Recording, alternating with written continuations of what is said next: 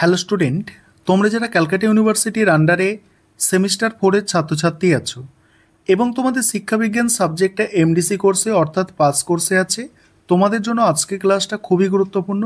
আজকে ক্লাসে তোমাদের সিসি 4 পেপারের 100% কমনযোগ্য সাজেশান নিয়ে আলোচনা করব। তোমরা এই সিসি 4 পেপার নিয়ে অনেকেই চিন্তিত আছো, কারণ এই যে পেপারটা, এই পেপারটা একটু শক্ত এবং সিলেবাসটা কিন্তু বড় আছে এবং অনেকে বুঝতে পারছো না যে তোমরা কি পড়বে। তাই তোমাদের জন্য আমি একদম ইউনিট অনুযায়ী সাজেশানটা তৈরি করে দিয়েছি। পেপারটার তোমরা নাম জানো, এডুকেশনাল অর্গানাইজেশন অ্যান্ড প্ল্যানিং। এখানে দেখো 10 নম্বরের প্রশ্ন ইউনিট 1 থেকে কটা দিয়েছি, আমি 4টে প্রশ্ন এখানে দিয়েছি। তার মধ্যেও 3টে প্রশ্ন মোস্ট ইম্পর্টেন্ট, সেই মোস্ট ইম্পর্টেন্ট প্রশ্নগুলো আমি স্টার দিয়ে চিহ্নিত করে দিয়েছি। প্রথম প্রশ্ন, সংগঠন ও ব্যবস্থাপনা বলতে কি বোঝো? বিদ্যালয় সংগঠনের ধারণাটি ব্যাখ্যা করো। নেক্সট প্রশ্ন, বিদ্যালয় সংগঠনের বৈশিষ্ট্যগুলি কি কি?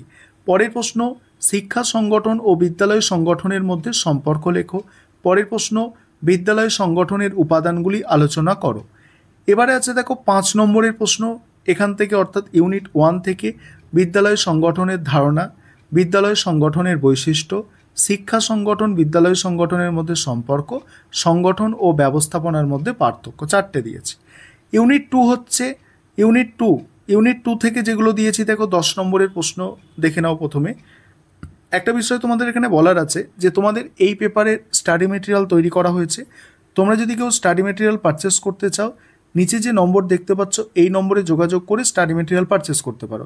এবং তোমরা যদি পরবর্তী সেমিস্টার অর্থাৎ তোমাদের 5th সেমিস্টারে তোমরা যদি কেউ পেড ব্যাচে অ্যাডমিশন নিতে চাও, সেক্ষেত্রেও নিচে দেওয়া নম্বরে যোগাযোগ করতে পারো, কারণ আমাদের 4th সেমিস্টারে আর অ্যাডমিশন নেওয়া হচ্ছে না। এবার দেখো এখানে ইউনিট 2 থেকে 10 নম্বরের প্রশ্নগুলো দেখো। প্রথম প্রশ্ন আছে, স্কুল প্লান্ট বলতে কী বোঝো? স্কুল প্লান্টের বিভিন্ন উপাদান সম্পর্কে লেখো। দ্বিতীয় প্রশ্ন, বিদ্যালয়ে স্বাস্থ্য পরিষেবা কেন প্রয়োজন? বিদ্যালয়ে স্বাস্থ্য পরিষেবার বৈশিষ্ট্যগুলি লেখো। 3 নম্বর, বিদ্যালয়ে শিক্ষায় গ্রন্থাগারের ভূমিকা এবং গ্রন্থাগার সংগঠনের প্রয়োজনীয়তা লেখো। 4 নম্বর প্রশ্ন, সময় তালিকা বলতে কী বোঝো? সময় তালিকার বৈশিষ্ট্য। একটি মাধ্যমিক স্কুলের স্কুল প্ল্যান্ট সম্পর্কিত প্রয়োজনীয় বিষয়বস্তুগুলি সংক্ষেপে আলোচনা করো।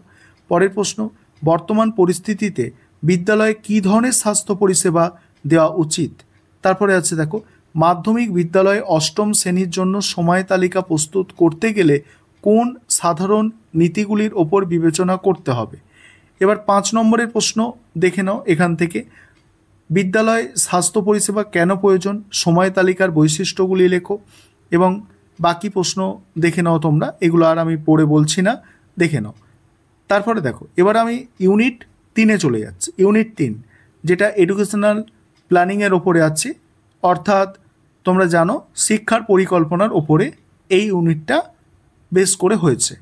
এবার এখানে দেখো 10 নম্বরের জন্য যে প্রশ্ন তৈরি করবে, শিক্ষা পরিকল্পনা বলতে কী বোঝো? শিক্ষা পরিকল্পনার বিভিন্ন স্তরগুলি আলোচনা করো। পরের প্রশ্ন, শিক্ষা ব্যবস্থাপনার অর্থ ব্যাখ্যা করো। স্বৈরাচারী ও গণতান্ত্রিক ব্যবস্থাপনার তুলনা করো। তারপরে শিক্ষা পরিকল্পনার বিভিন্ন প্রকারগুলি সম্পর্কে লেখো। নেক্সট, শিক্ষা ব্যবস্থাপনার উদ্দেশ্যগুলি লেখো। যে কোনো 3 প্রকার শিক্ষা ব্যবস্থাপনা সম্পর্কে লেখো। এবার আছে দেখো, শিক্ষা পরিকল্পনার ধাপগুলি ব্যাখ্যা করো। দেখো যেগুলো স্টার দেয়া সেগুলোর মানে হচ্ছে মোস্ট ইম্পর্ট্যান্ট, সেই কারণেই সেই প্রশ্নগুলো স্টার দেওয়া হয়েছে। আর স্টার দেওয়া প্রশ্ন কোনো প্রশ্ন ছাড়লে চলবে না, তাহলে কিন্তু পরীক্ষায় প্রবলেম এসে যাবে। এবার 5 নম্বরের প্রশ্ন দেখো, শিক্ষা পরিকল্পনার বিভিন্ন স্তরগুলি লেখো। তারপরে আছে স্বৈরাচারী ও গণতান্ত্রিক ব্যবস্থাপনার মধ্যে তুলনা করো। ঠিক আছে, এবং বাকি প্রশ্নগুলো তোমরা একটু দেখে নাও। ঠিক আছে।